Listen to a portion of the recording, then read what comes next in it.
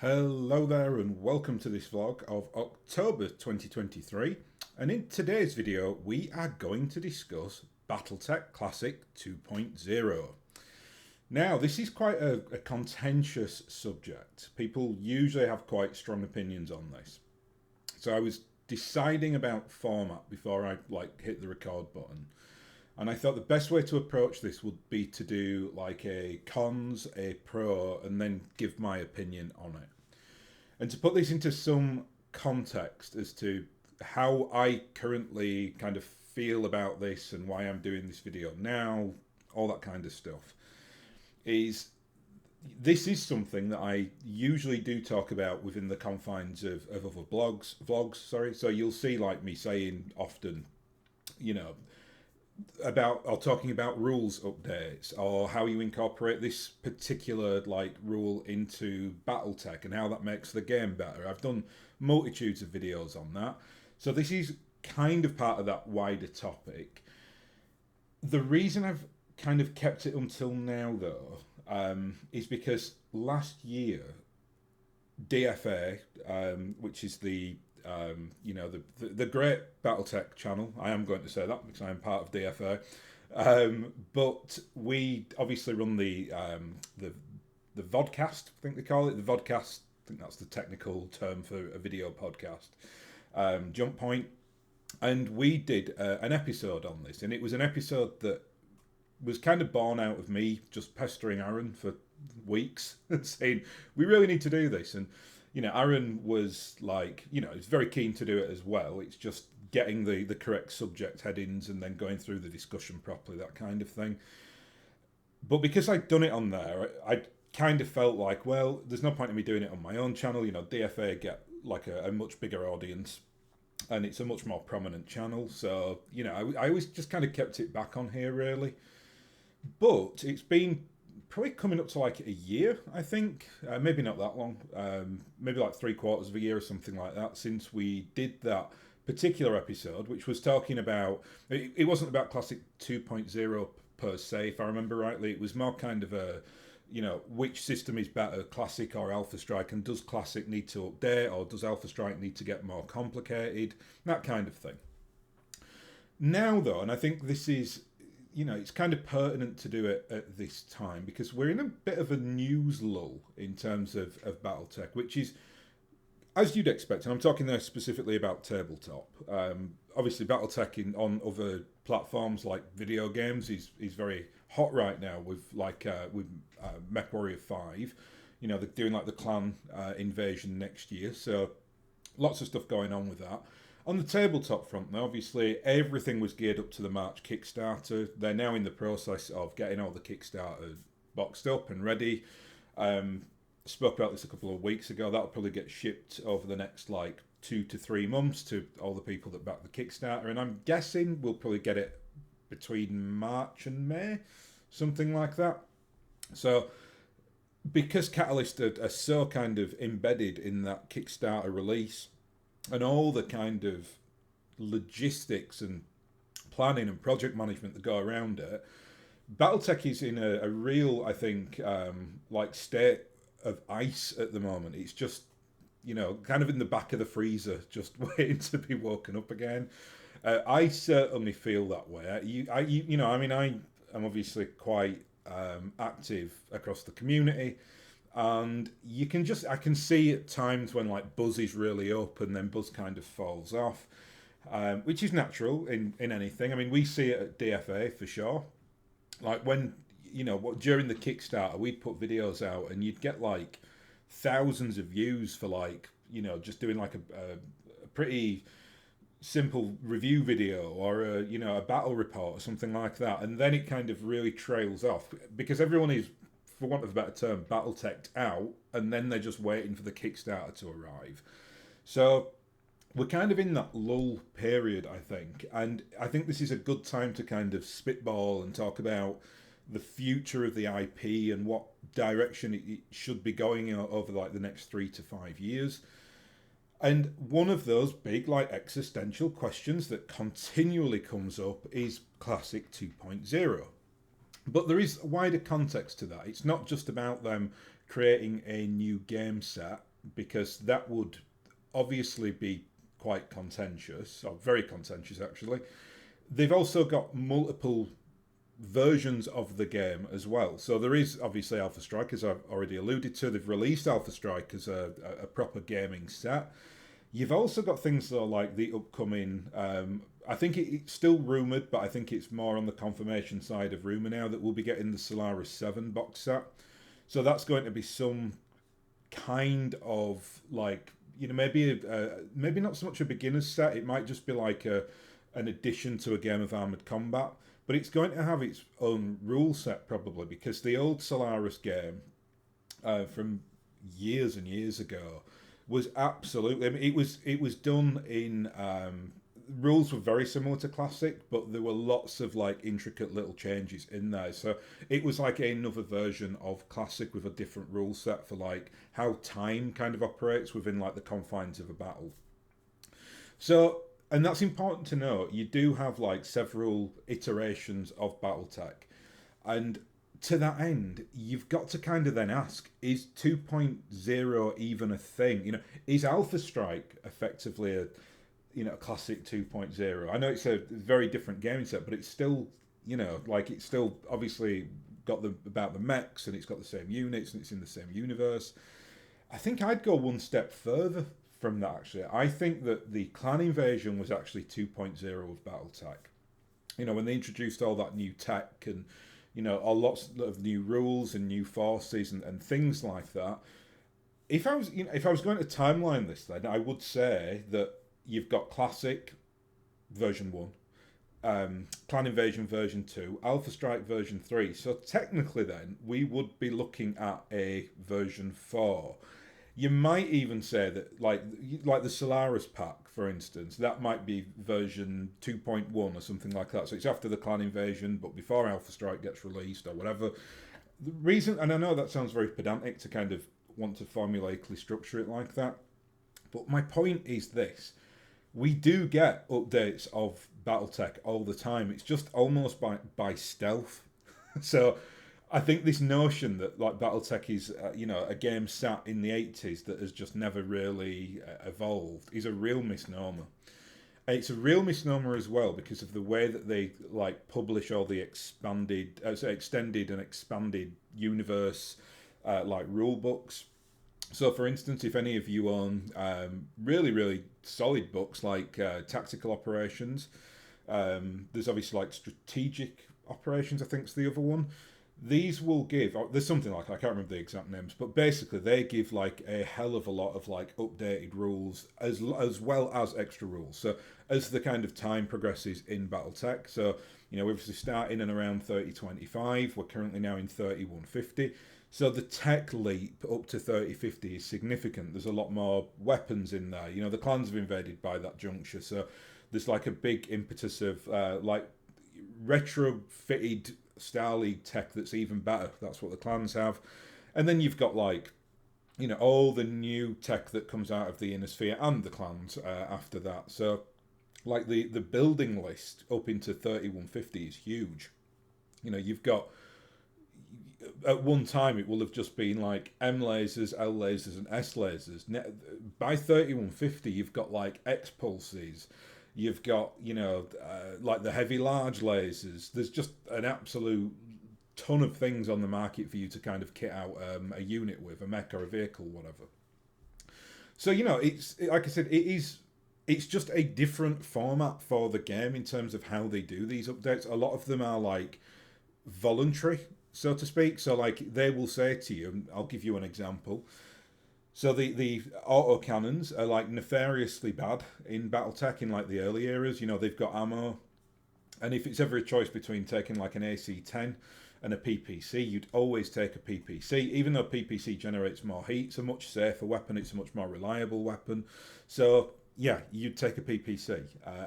Again, lots of caveats on that. For instance, you might be playing in a force that don't have access to PPCs, or that they can't afford PPCs because PPCs are expensive and autocannons are cheaper because they're just basically big guns, whereas a PPC is like space magic technology. So factor all that in for sure. But what I'm trying to get at is that there's the evolution of how they then utilised the ACs had to come because people just stopped playing them. Because, like I said, why would you? Why on earth would what benefit would you get when it does the same damage as a PPC? It's just got the extra ammo, potential to blow you up there. So why would you do that? Although I think thematically, I mean, and I'm like this, I do like playing the AC-10s because it's like if in your like mind cannon when you're playing the game, watching big stumpy robot firing off big AC cannon in your head is quite cool. Same with a PPC though. PPC's got that like real flair to it when it kind of shoots off. If you've kind of played like MechWarrior or anything like that. So anyway, I digress. Let me get back onto point. So the ACs, because they were basically quite broken in the bad way, they released like an updated rule set for them, which I possibly have spoken about on this channel before. I think I probably have done because it's something I certainly use. But they allowed people with AC weaponry to do a double tap, so or what they term rapid fire. So you can basically shoot 2 points of ammo out of the gun per turn. There are potential consequences if that goes wrong. So if you roll, I'm trying to remember the rules now. I think if you roll snake eyes, then the shell blows up in the on the gun, basically destroys the gun and does like that level of ammo point damage to your internal structure, so that can be quite devastating. If you roll between a 3 and a 4, I think it's 3 and 4, then the weapon jams and then you can't basically use the gun. So it is risky, but if you do pull it off, if you fire an AC-20, like a regular old AC-20, and rapid fire it, and then you hit an 8+ on the like cluster chart, then your opponent basically gets 2 AC-20 shells across its structure, which can be absolutely devastating, especially if you're hitting anything like below an assault mech. So, say that it's bad for an assault mech as well, but usually assault mechs can soak up a lot more damage. But regardless of that, what I'm saying is like that is a rule that exists. It's a really positive rule. It gives people that like little bit of extra magic dust when you can't do that with a PPC, right? PPC is only going to do 10 damage. You could bring an AC-10 and you're not going to probably rapid fire every turn, but if you're in short range, it's late on in the game, your mech's already damaged, maybe it's kind of quite close to getting blown up anyway, so if you're hitting on like 7+, why not do the rapid fire AC-10? And then you're basically hitting like an AC-20, and you get the 2 opportunities, well, if both points of ammo hit, then, you can do, you've got a higher chance of doing crits because you'll hit it at 2 points of the mech as opposed to just 1. So, yeah, good rule, solid rule. Doesn't OP the ACs. There is a risk to doing that, but just a really cool little rule. You get the same thing with machine guns. Like machine guns have got like and this is quite it's actually a really popular rule. They do D6 damage. Big advocate of that one. In fact, I don't think they went in hard enough on fixing machine guns. I think that is something that still needs to be looked at. Even D6 damage for me is not good enough. I think if my kind of thought process on that is if you are brave enough to get that up close to a mech and you've got machine guns, you deserve the bonus of being able to do pretty significant damage. So, yeah, I'm not going to discuss that here, but maybe a video for another time on and I think I might have done one on machine guns in the past. Pretty sure I did the AC one, but machine guns possibly. Why I'm bringing all this up is like these are effectively like methods of incorporating change into the game, or positive change that fix a lot of the old rule set. And the old rule set and Classic like 1.0, Classic has played back in like 1988 or whatever. The problem is with that rule set now is that things have just changed so much within like the base core rules. So, and especially as time goes on and you get that kind of the damage creep. So like weapons do a lot more damage. You've got double heat sinks, so mechs can fire more. Things like that mean that those rules. So like really good example is the 20 points of damage to do a piloting skill roll. Back in like original Classic Tech, when they made that rule, it was quite difficult to get up to 20 points of damage because, like, and I think this is before I started playing, but originally in BattleTech, there were only, I think it was, someone will no doubt tell me in the comments because there are people on here that watch who actually played in the 80s, whereas I was like 5 when this came out, right? So I don't know per se. It's just what I read about now. But there was only like one AC, and it was just like the AC5 equivalent of. There were no AC20s, for instance. It was just like autocannon. And that makes sense when you think about it, because like the autocannon was on one of the first mechs, which is like the Shadowhawk, that's got an AC5. Eventually it developed. So eventually you got the system we've got now with the 2s, the 5s, the 10s, and the 20s. But if you think about that back then, like, think about how hard it is then, to get up to 20 pips of damage to force a piloting skill roll. It's hard, right? Medium lasers only do 5 damage. Obviously, PPCs do 10, so they were really positive for it. Then you think the LRM system was still the same. So, LRMs, like the LRM 20 could have forced that. But again, hitting 20 LRMs with an LRM cap is difficult, right? So you'd have to do other points of damage. You probably need to have an LRM system and an AC system or a PPC with the range that could match it and then do those points of damage. Now, doing 20 points of damage to a mech is absolutely standard. And that's why BattleTech Classic version is really quite broken in a lot of ways, because you are literally, like, you can do a rule set. You can play by the original rule set, and you will be forcing, like, multiple pilot skill checks.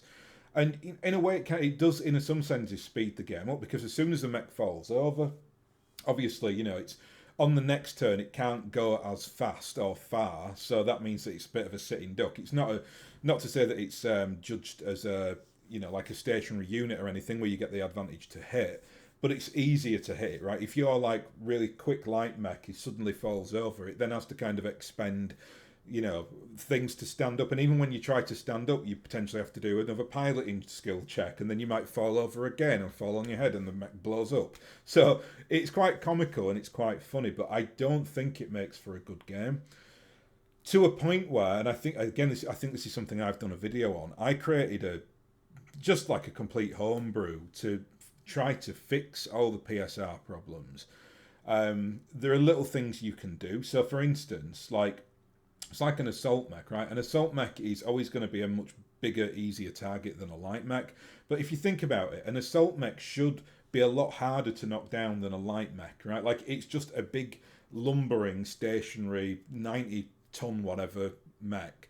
Whereas something like a Locust, which is 20-ton, and is basically on little tiny, like cocktail sticks for legs, you can kind of see that getting 20 points would probably rock it and knock it over. So you can put modifiers in there that give, like, assault and heavy mechs an advantage on that front. I actually took it one step further, though. I actually do the PSR check, for want of a better term, in the to-hit roll. So, and again, it's contentious. I remember doing the video on this, and a lot of people were like, I don't like that system, and that's absolutely fine. I mean, there's probably a lot wrong with it, because I've not really play tested it. I was just kind of spitballing ideas for how to fix it. My kind of logic with that, though, was if you want every roll that you do on the table to mean something. You don't just want to be rolling for no reason, and not for no reason, but you want as much interest in each roll as possible. That's probably a better way to phrase it. So I do the actual PSR checks in the to-hit rolls, and it's like on certain weaponry, if you roll above a certain number, then you force a PSR check. So, and I can't remember it off the top of my head, but if you roll, like, if you're hitting with and to caveat that as well by saying it's only certain weaponry. So my laser weaponry is impossible to cause PSRs on, and I like that because because the laser weaponry is so powerful in BattleTech. There's no ammo attached to it. The only negative about it is that they tend to generate quite a bit of heat. But in my mind, I want it to be like, it gives the ACs and the missiles a bit more of a buff, much like in the Harebrained Schemes BattleTech game. That's exactly how they do it. It's only missiles and AC weaponry. I think PPCs do as well, because PPCs are like a big fiery electronic flare that flies out. So hitting that will kind of disorientate the pilot and the mech potentially. But like for a regular like medium laser, and I know the counter to that is that a medium laser will cut through all the kind of joints and the armor, which potentially causes the mech to kind of lose stability. But I don't care. Like in my mind, thematically, it's like an AC cannon firing a shell into the leg of a mech is going to cause it to become slightly unbalanced. And I just fit in little factors in there. So I think I played it recently actually, so it's quite fresh in my mind. But like if you're hitting with an AC5, if you roll 12 to hit on an AC5, the mech has to take a PSR check. Now, if that mech gets hit by multiple things, every time that criteria is satisfied, you get a plus on that modifier table when they do the PSR check. It's much easier to manage than the 20 points of damage. You don't have to keep like tracking every single point of damage for each mech, and it invests people in the roll to hit. So you're not just rolling to hit, but the number that you get determines if you get that little extra spicy bonus. So why I've brought that up is, and I think a system like that, and I'm not saying my system's amazing or anything, but I've played it a little bit and it is fun. And I think if you were going to do like a, for want of a better term, Classic 2.0, that absolutely needs to be looked at. And to be fair to them, there are kind of extended rules and extra rules that you can do. So like, I think in one of them it was like, and I can't remember because I don't play it, but it's like every 20 points of damage that you get, it causes some issue on the PSR table. And there is a built-in factor about what I've said about assault mechs, being much more stable than like light and medium mechs. So it is harder to knock them down. So yeah, I think you get the 20. I think the 20 points of damage still forces the PSR, but there's a modifier on the table if you are an assault mech, something like that anyway, and that makes a lot of sense. So, and I know I'm kind of going around the houses here, but in a sense, everything that I've just talked about is kind of the pros and the cons in like conversational format. So it's like we already kind of have 2.0, so why do we need another one? That's kind of what I'm trying. That's I suppose the positioning of it. Where I think though, if we kind of veer now into yes, but they should, it's because what I've talked about there is just inherently messy, right? Like you think about that. Think about when you pick up like the Game of Armored Combat rule set, which is really quite a good rule set. You know, they've done a really good job on that. It's nice and concise, not too complicated. But when you're playing it, right, and I'm not talking about like you just get the game, you get the 8 models in there, you have a quick game. That rule set is fine. It's set in 3025. It suits that very well. Then you get the Clan Invasion book, and there's a couple of rule updates in there, obviously, mostly for like weaponry. Things like SRM, streak SRMs and things like that. What you effectively have though is when you then delve further into it and you start, maybe it's someone who kind of just gets into it on day one, and by day 250 they're playing like campaigns with their friends, and they're suddenly seeing that all the kind of a game of armored combat rules are really kind of outdated and they're not reflecting now the direction they want to go in. That then forces them to go down the kind of rabbit hole of BattleTech, which I actually think is quite fun. I mean, I obviously do like that because I run YouTube channels on BattleTech, so I enjoy doing that part of the research. I enjoy talking to the community about it.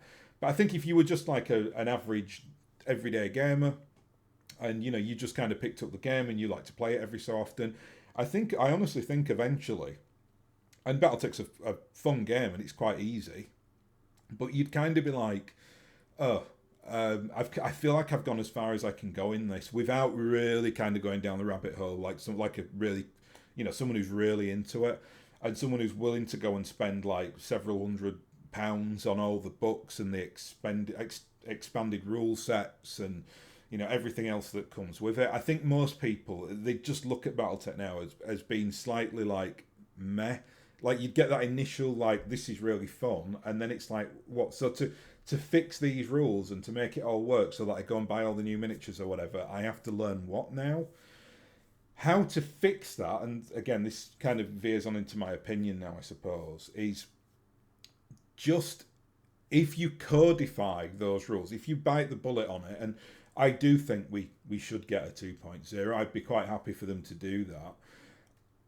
And I think now is the time to kind of be thinking about it in these like lulls between, between these like big Kickstarter releases, because that for me would be a major Kickstarter, right? Like if they said, I'm not talking about the next one they do, but if they ever do want to do a big Kickstarter again, then you could easily say, right, we're doing a complete refresh on the rules. So version 1 still exists as is, and we know that a big core of the fan base just like to play that, and they've got their thing. Because some BattleTech players don't even play clan invasion, right? They'll only play like 30-25 to 30-39 or something like that, which is obviously fine. I mean, there's plenty of like Warhammer players who still play 3rd edition. That's your choice as a consumer of the product, right? And whatever you and your gaming buddies like want to do. I think that for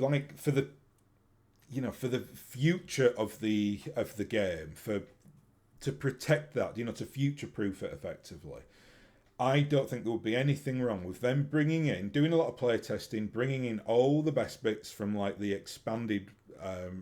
Is it expanded? I don't even know what the term is. Basically, the extra rules that you can apply, like the machine guns, like the rapid fire, bring them into it and create like a real codified rule set. And with the intention, and this would be a big thing for me, that all the things in Classic that really slow the game down, try to strip those out or change them.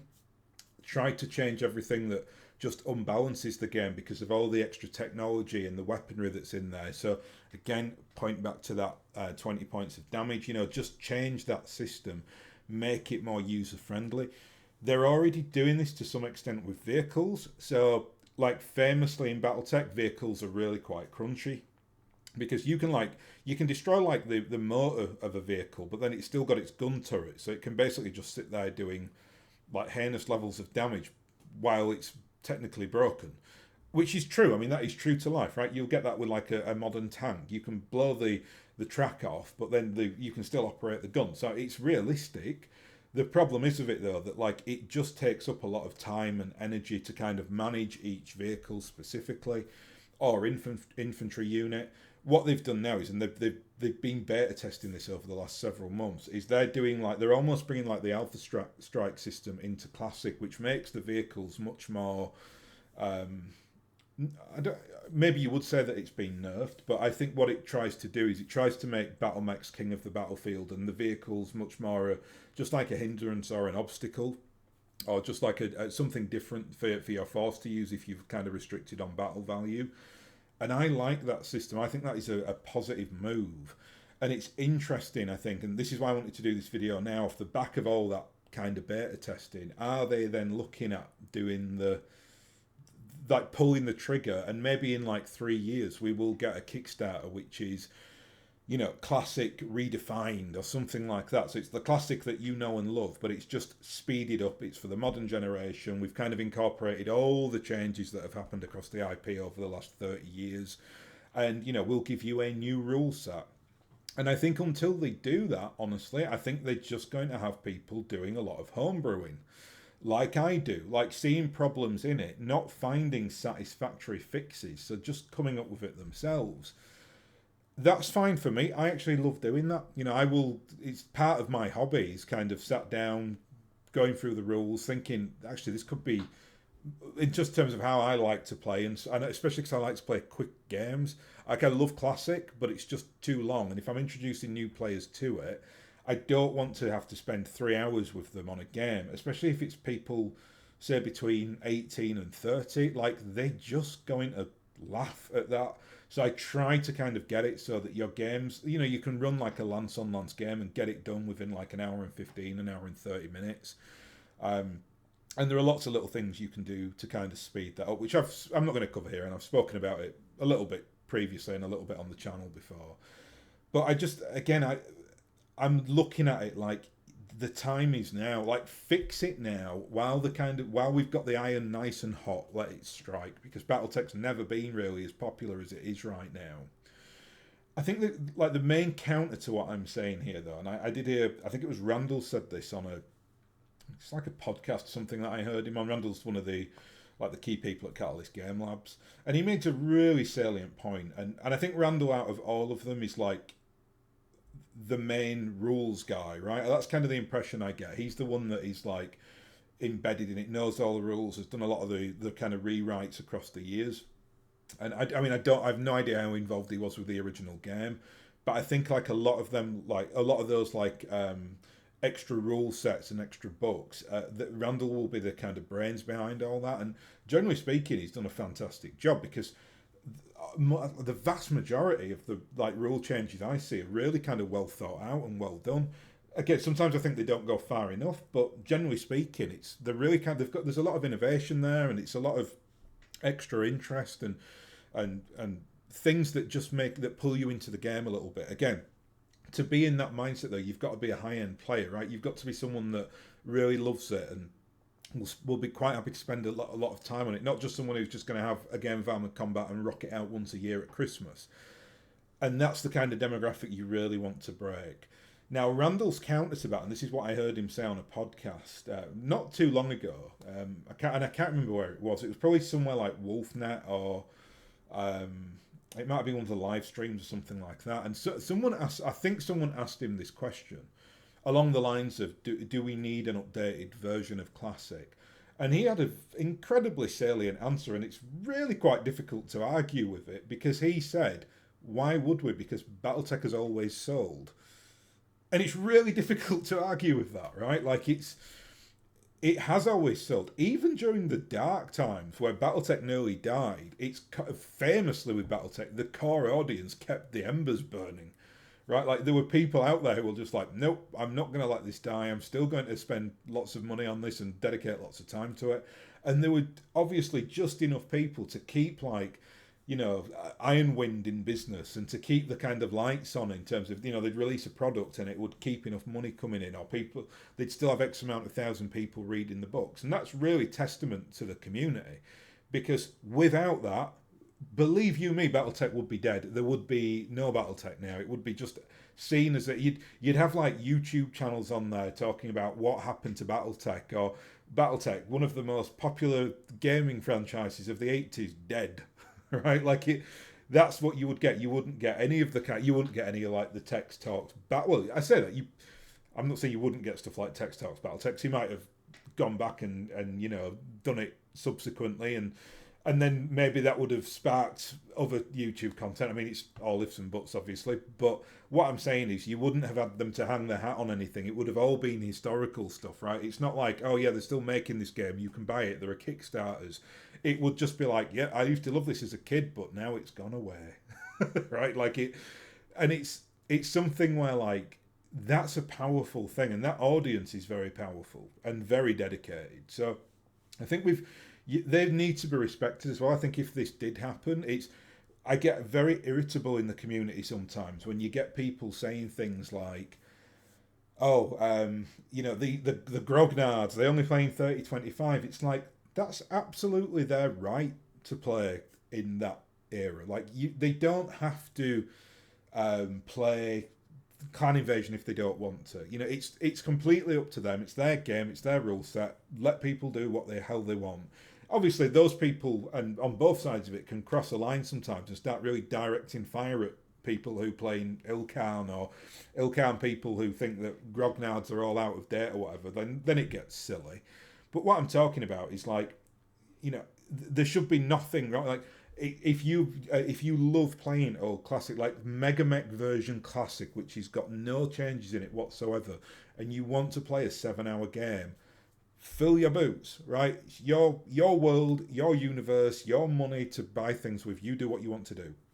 But my kind of priority always is on the commercial side of how do you then grow the IP. So the core fan base need respect, and that's why if they released a Classic 2.0, they'd have to be very careful about it. They'd have to do a lot of, I think, communications around it with the community, that saying, you know, things like, look, we're never going to stop supporting Classic. It's always going to be a thing. We'll still do the record sheets. We'll still whatever, but we need to kind of promote something to an audience who are now like under 35. Anyway, that's my hot take on it. So, surmise, yes, I think we should do a Classic 2.0 over the next 3 to 5 years. Will we get it though? I'll say 50-50. Can't give you any better odds than that. and maybe that will keep nobody happy, because then the people that don't want it will be like, oh, well, we might get it, and the people that really want it will be like, oh, we might not get it. So yeah, that's the aim of my videos, keep nobody happy. Anyway, I think I'll leave it on that very positive note, and I will thank you very much for watching, and I'll hopefully catch you again next time.